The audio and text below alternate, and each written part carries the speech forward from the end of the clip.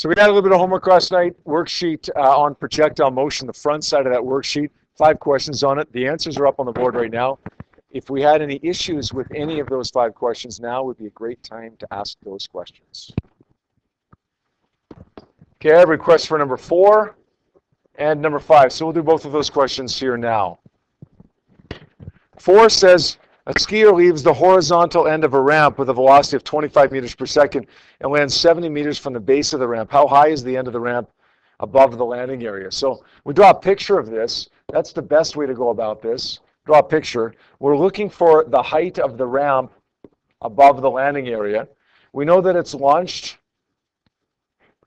It's a skier, but I'm going to draw it as a circle because it's easier.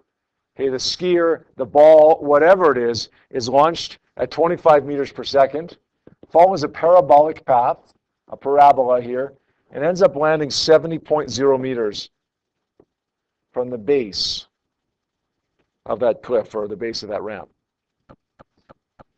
All right, we know every time we see this question, where it's a projectile motion question, an object is moving through the air under the influence of just gravity, we know that we've got to break it up into x and y components. And we know that we describe the x components with the same equation every single time and the y component with the same equation every single time.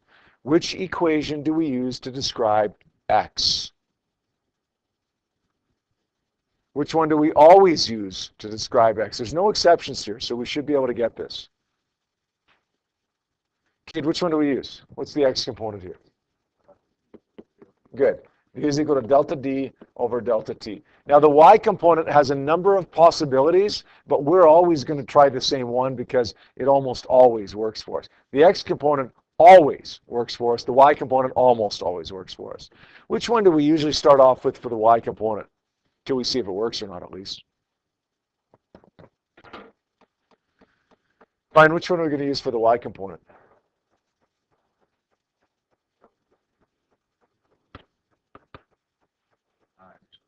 Yeah, okay, that's good enough. Okay, I know that if you start it off, I know you know which equation it is. VIT plus 1/2 ET squared. Even if you can't remember the exact equation, you recognize that you're going to go to your data sheet, right, and write it down properly. Okay, good, good. Okay, that's the point that everybody should get to for every single question. I told you the other day when we started this stuff, you will get question number 1 on your final exam. Question number 1 on your final exam will be a projectile motion question. And you need to start off writing this. Okay, if you don't start off writing this, then you're not going to get points for that question. And you should, because I'm telling you what the question is, and I'm telling you how to start it off. Okay, there's no exceptions to that. Always start it off like this. Let's start plugging some numbers in now. The horizontal velocity, the x velocity, do we know what it is? Do we know how much of that 25 meters per second, when it's launched off the edge of the building or the edge of the ramp, whatever it is horizontal? Do we know how much is vertical? How much is going this way? Jesse? 25. The whole thing is going this way, right? The whole thing is horizontal. Do we know what the horizontal displacement is, delta D? Kathleen? It's 70 meters. We don't know what the time is, but look, we can find the time. Time goes up by multiplying. 25 goes down by dividing. 70 divided by 25 gives me 2.8. Is that right? 2.8 seconds? Is that what we're looking for, the time? It isn't, but it's going to be helpful to me to try to find something else. What I am looking for. I'm looking for this, delta D for the y component. VI is 0 because it's all launched horizontally. Look, if the initial speed is 25, and 25 of that 25 is horizontal component, then 0 of that 25 must be the vertical component. So we're going to say D is equal to 1/2 of A, neg 9.81 times, this time we have the time, 2.8 squared. Let's pull out the calculator on this one here now.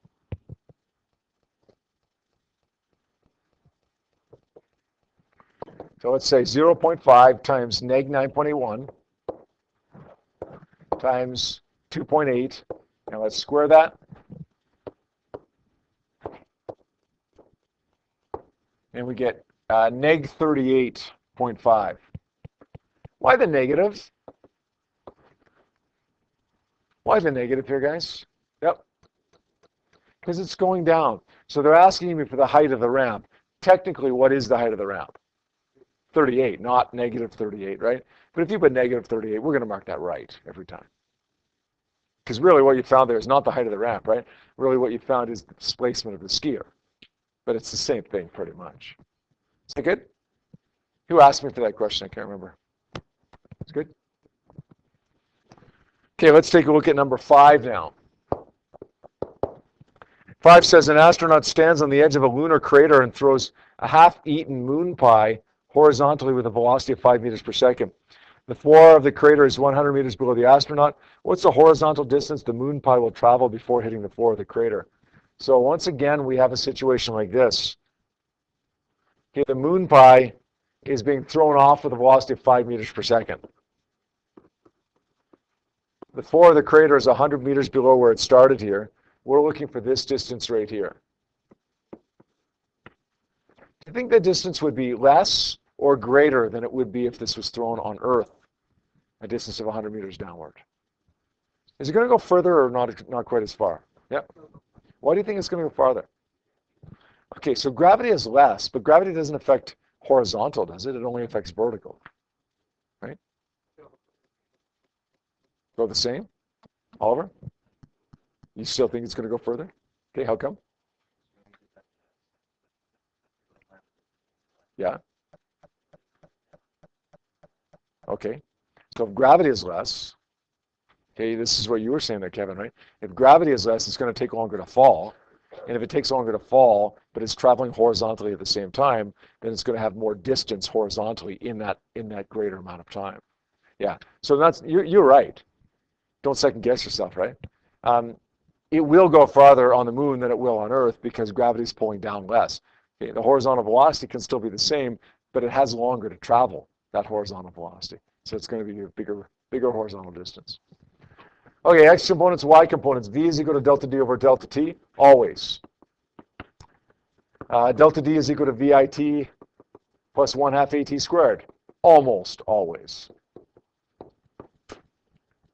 5.00 equals delta d, we don't know, delta t, we don't know. So that wasn't helpful to me, at least not yet. The y component, delta d is 100, is that right? It's almost right. It's almost right. James, what's wrong about that 100? It should be negative because it's acting downwards, right? The ball ends up 100 meters below where it started. VI is 0 because it's launched horizontally. Neg 9.81 times t squared. Now what we got to do this one on a calculator as well. Let's say neg 100 divided by negative 4.905. 4.905 is half of 9.81. We take it over by dividing. And we're going to square root that. We get a time. Oh, wait a sec. I made a mistake here. I made a mistake. And I didn't do this one on purpose, actually. This is an easy one to make. Jazzy, what did I do?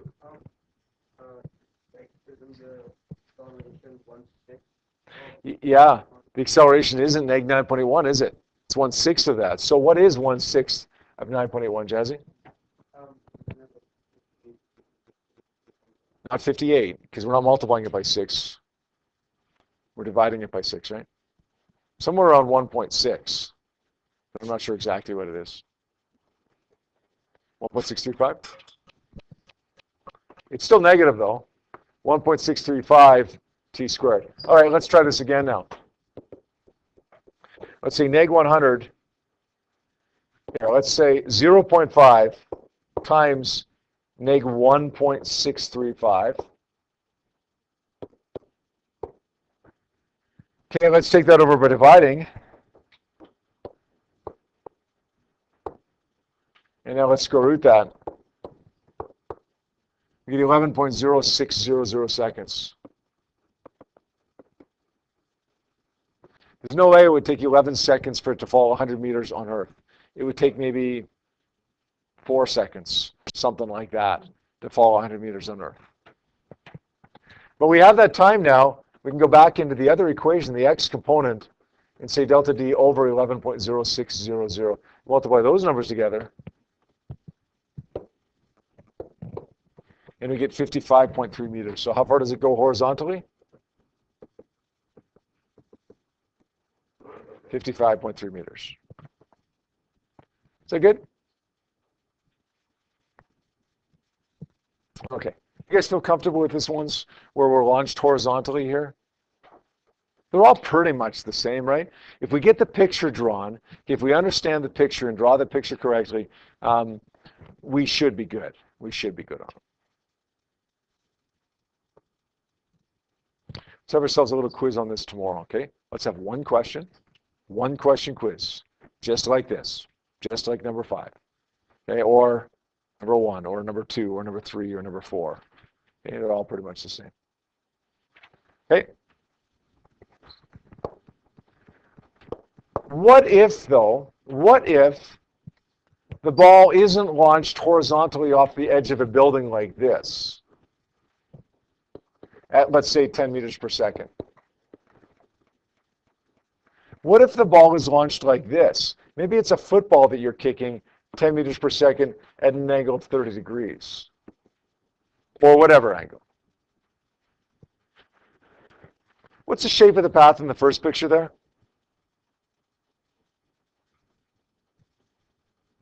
Parabola. What is the shape of the path in the second picture?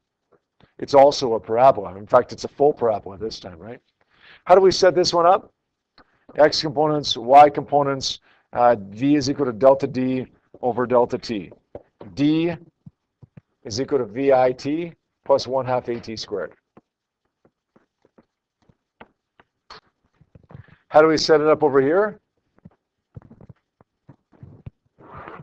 For the X component, we say V is equal to delta D over delta T. And we say for the Y component, D is equal to VIT plus 1/2 AT squared. Not one bit of difference, at least yet. So far, so good? Doesn't matter what question you see, if it's projectile motion, you're going to set it up like that.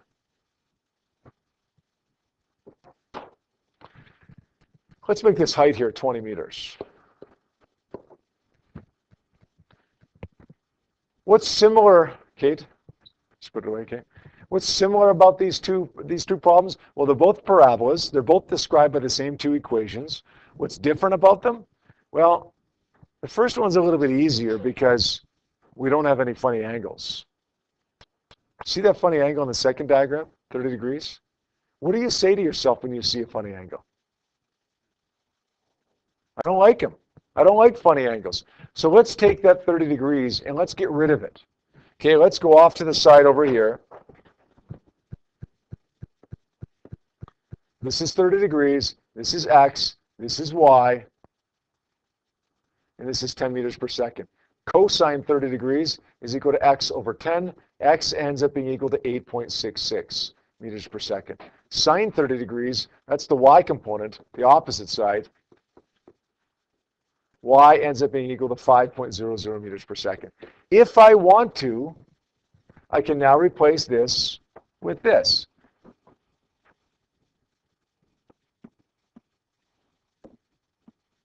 Now, it looks a little bit funny in a projectile motion question to do that, right? Because we know the shape of it isn't really that path. It doesn't really go over and then up. It just goes up and over at the same time.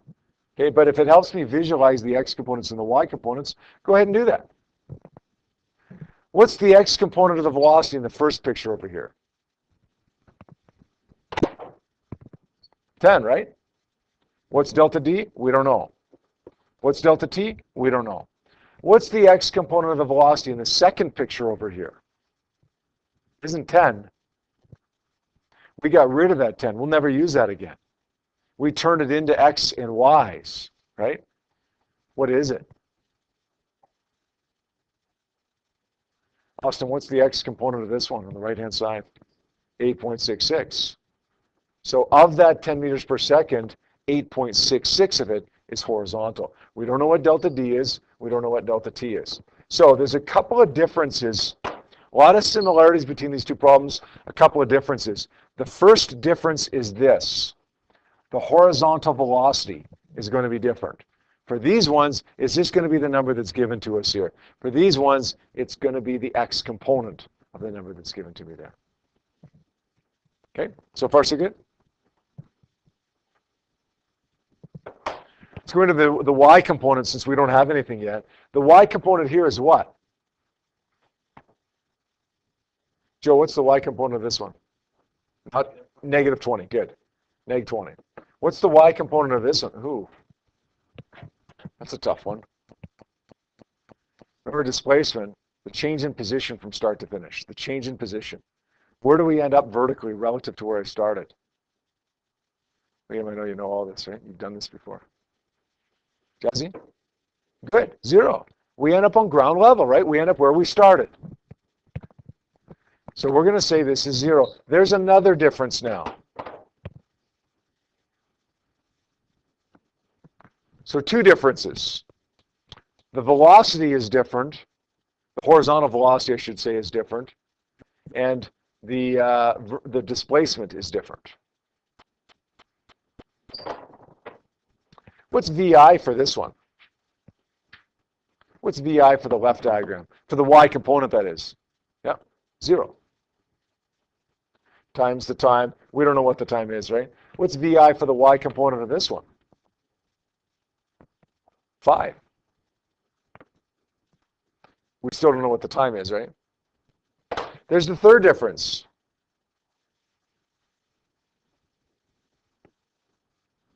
VI. So V for the x component, V for the y component, and D for the y component. Those are my 3 differences. Otherwise, question's exactly the same. Let's start adding the rest of it in here now. We add that to 1/2 a neg 9.81 times t squared. Okay, we add this to 1/2 of neg 9.81 times t squared. 3 differences: the velocity, and the vertical displacement. Okay, if you can solve those questions that we did yesterday, and you understand these 3 differences, well, now you can solve the questions we're doing today now. Let's finish off solving this one. What's 0 times t?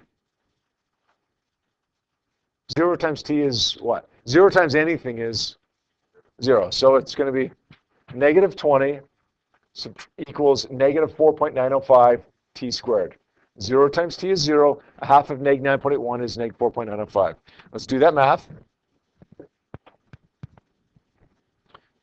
Neg 20 divided by neg 4.905 gives me 4.077. Let's square root that.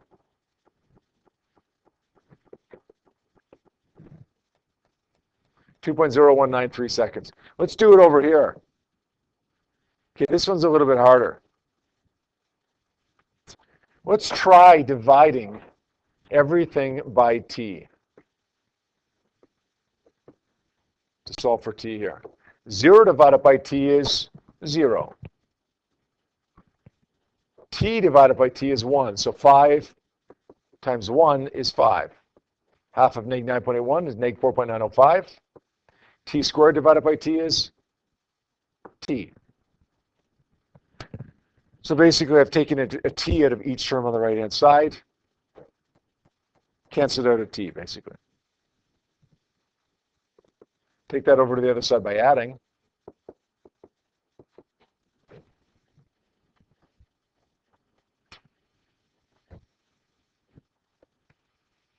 I get 1.00964.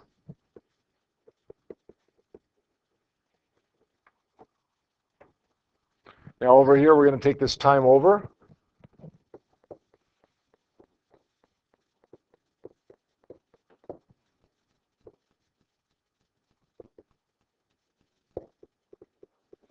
And it travels a distance of 20.2 meters.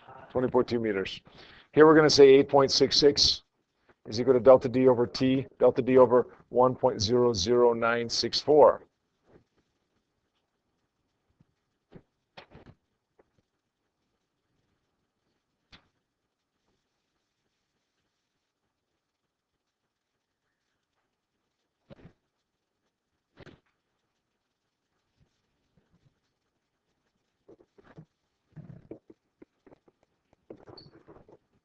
.74 meters.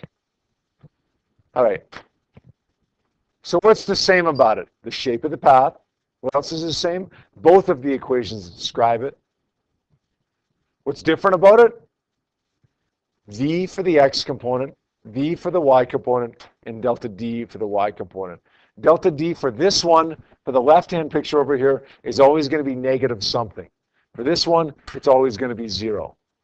V, well, for this one, it's always going to be the velocity that's given to you. For this one, we've got to break that velocity down into x and y components because we don't like funny angles. Once you get those, you should be good to go. Okay, you're still okay?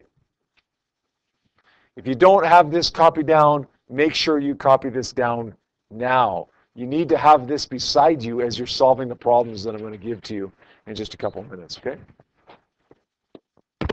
Let's take a look then, please, at page 109, the 2 problems that go along with page 109 here.